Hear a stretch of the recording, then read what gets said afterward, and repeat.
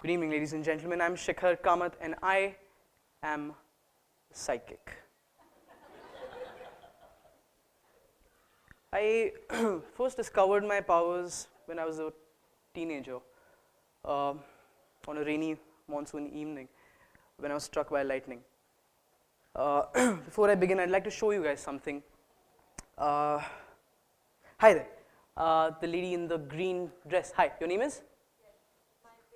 Devanshi. Hi, Devanshi. Could you please join me on stage? Let's give her a round of applause, ladies and gentlemen.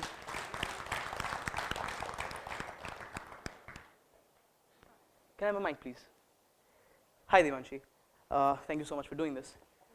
Devanshi, I have a quick question for you. Before this, have you ever met a mind reader, or have you ever had your mind read by a psychic before? No. No. Good.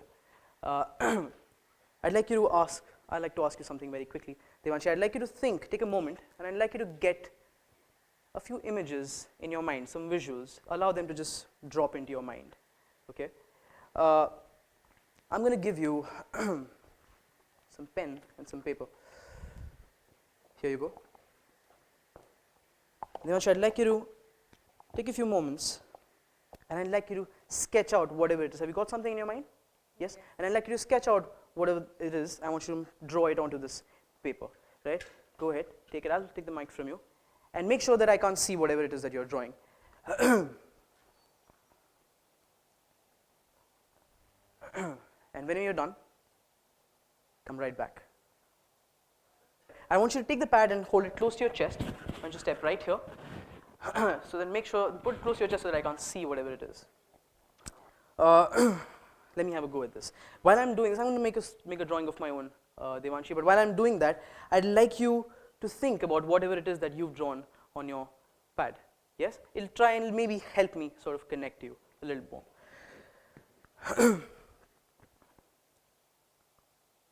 I want you to really picture it, whatever it is. I really want you to picture it in your mind, whatever it is that you've drawn. You're sensing a very sort of strong connection with you, Devanshi. I don't know what it is. It's very strange. It's something like a cross or a vegetable. No, it's a plant. And there's something round like a cactus and a banana. Okay. I don't know if this will work or not, but let's try.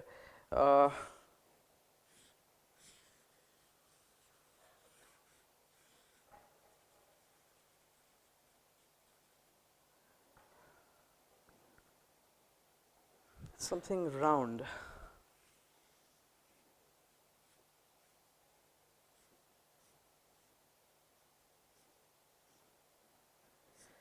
All right. I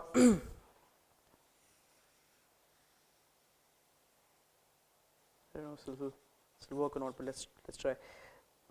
All right, I'm done, Devanshi. Let's take a look, shall we? Why don't you step right here next to me. What is it that you drew, Devanshi? Let me take a look. All right, turn it around. Okay, so you drew a sun, something round like a cactus. Okay, you drew a cloud and a house. Interesting. Now, Devanshi, before I go ahead, have we set anything up? Have you written something down? No. I'd say it wasn't exactly the same, but I'd say it was probably close enough. I drew a sun, a banana, and a house. I'd say that's close enough. Yes? Thank you so much, Devanshi. I'll take that from you and I'll send you back. No. Thank you so much. Thank you. Let's try that again, shall we?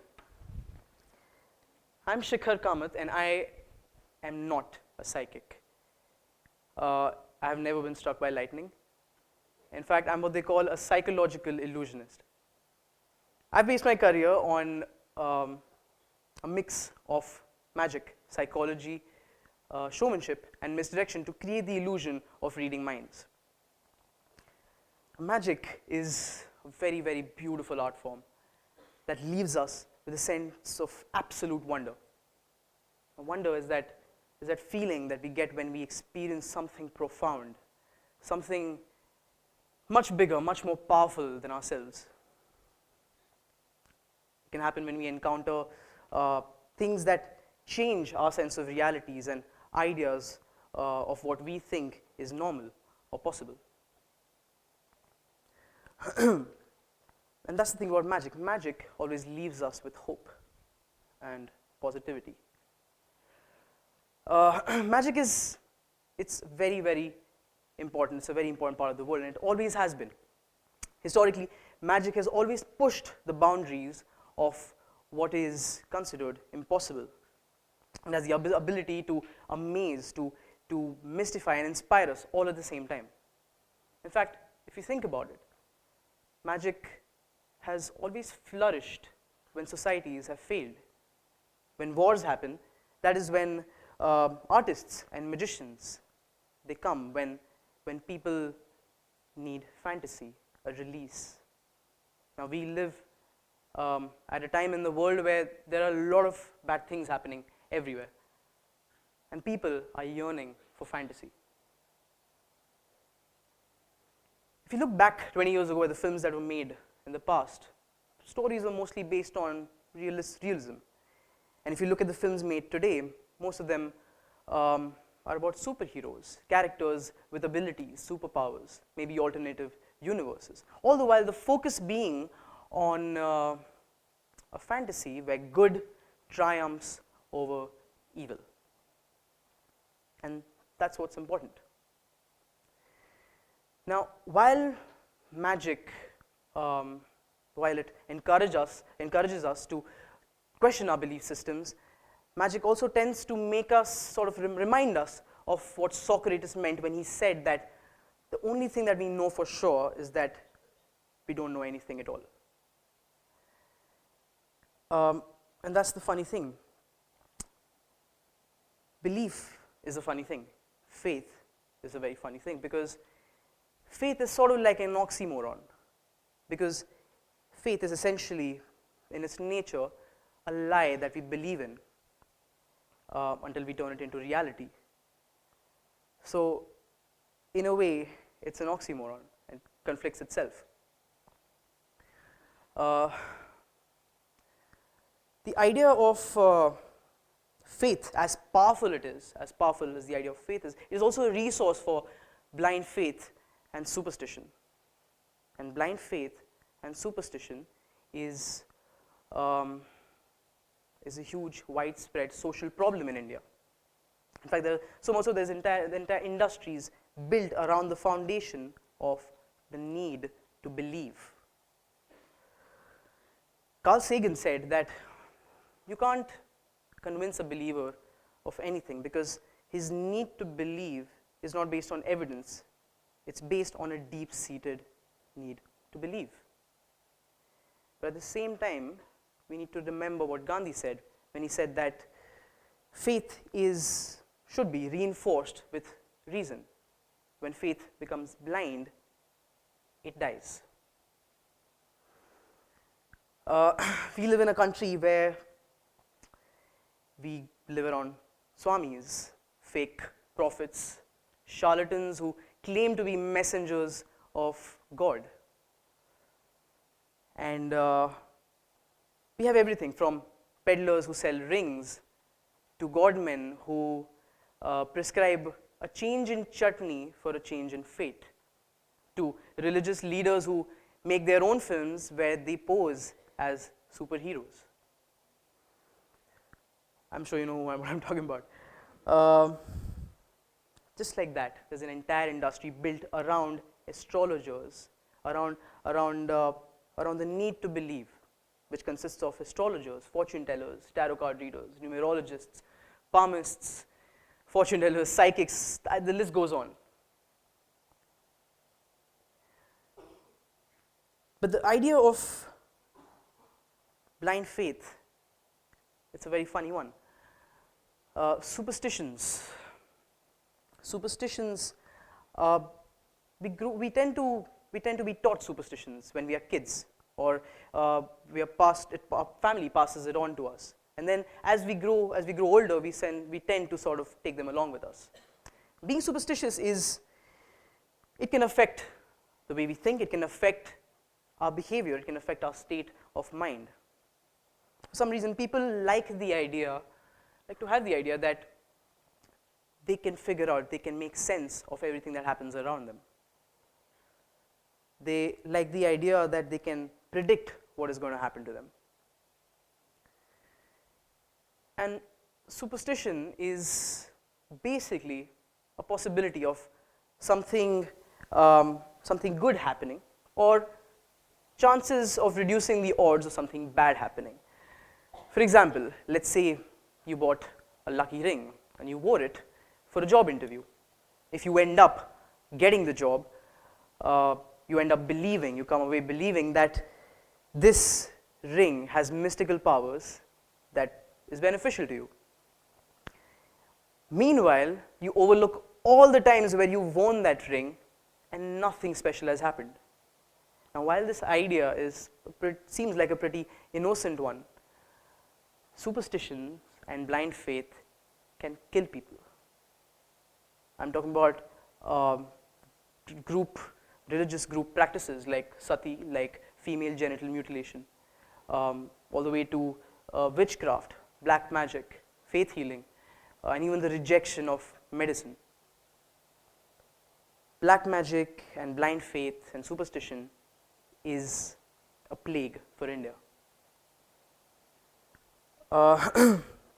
Now, while we would like to believe that superstition is not harmful, it actually could be responsible for killing a lot of people. For example, in recent years, the deaths of multiple activists who protested and raised their voice and campaigned against superstitions and blind faith bears testimony to this very fact.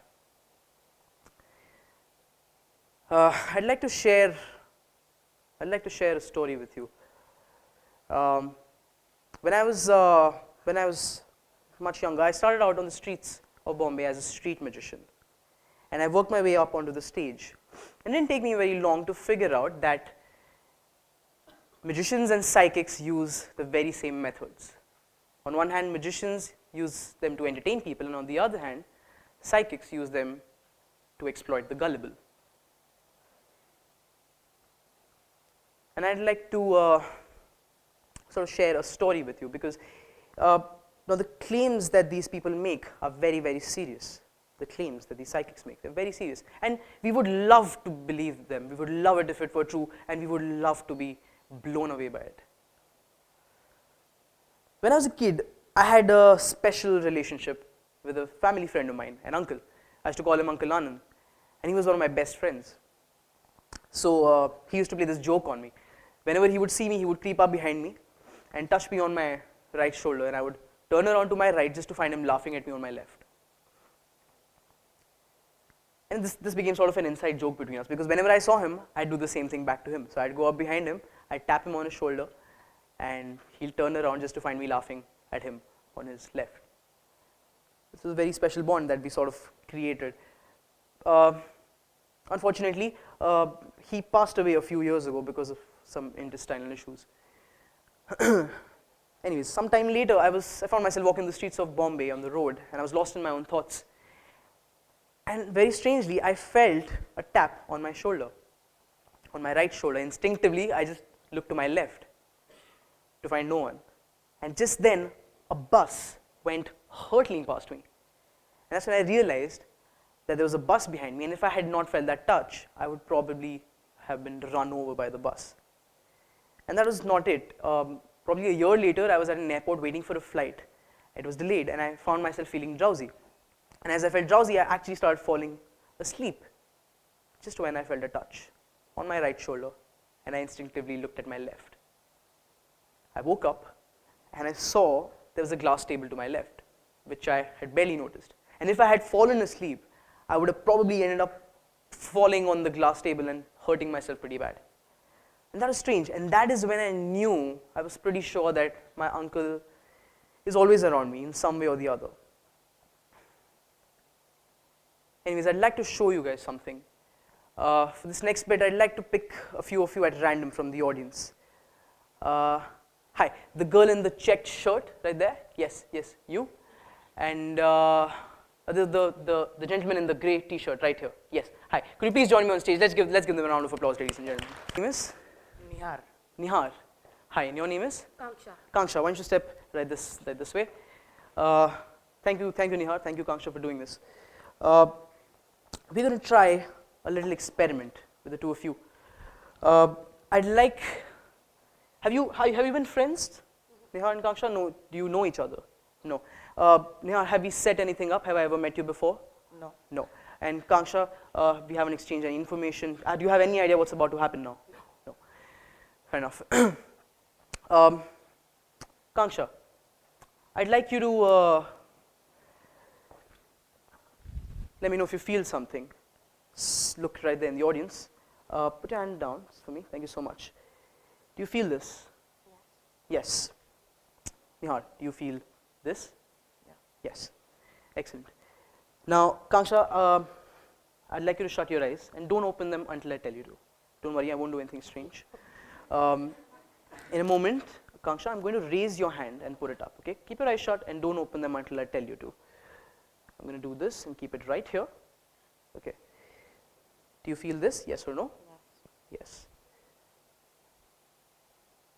Do you feel this, Nihar? Yes. Okay, from now on, Kanksha, I'd like you to remember anything that you feel. If you feel something, I want you to remember it. Don't react at all, just remember it if you feel something.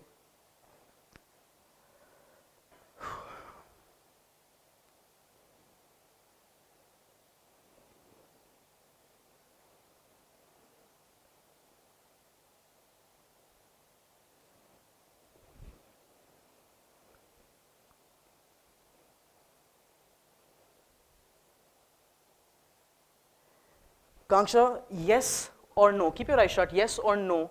Yes. Did you feel something? Yes. Yes.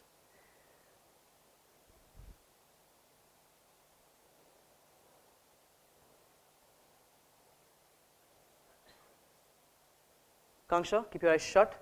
Can you point with your other hand exactly where you felt the touch? Okay. Keep your eyes shut.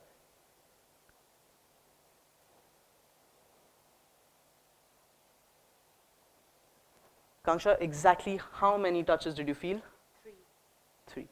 Very well. Kanksha, I'd like you to put your hand down and you can open your eyes now. Kanksha, how do you feel? How do you feel? You feel good? Yes? Everything's normal? Yeah. Yes.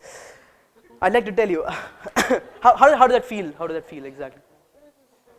Soft. Yeah. Okay. I'd like to tell you, Kanksha, that I never ever touched you.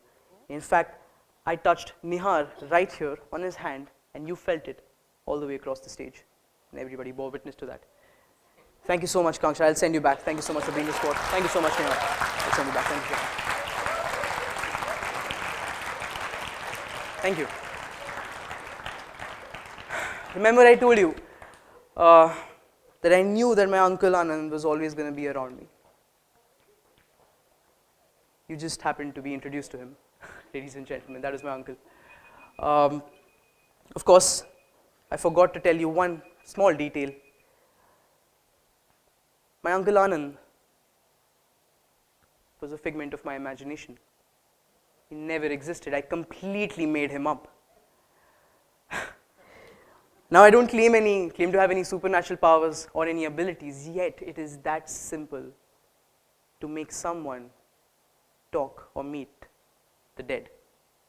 And this is why, ladies and gentlemen, it is important for us to not fall prey to blind belief.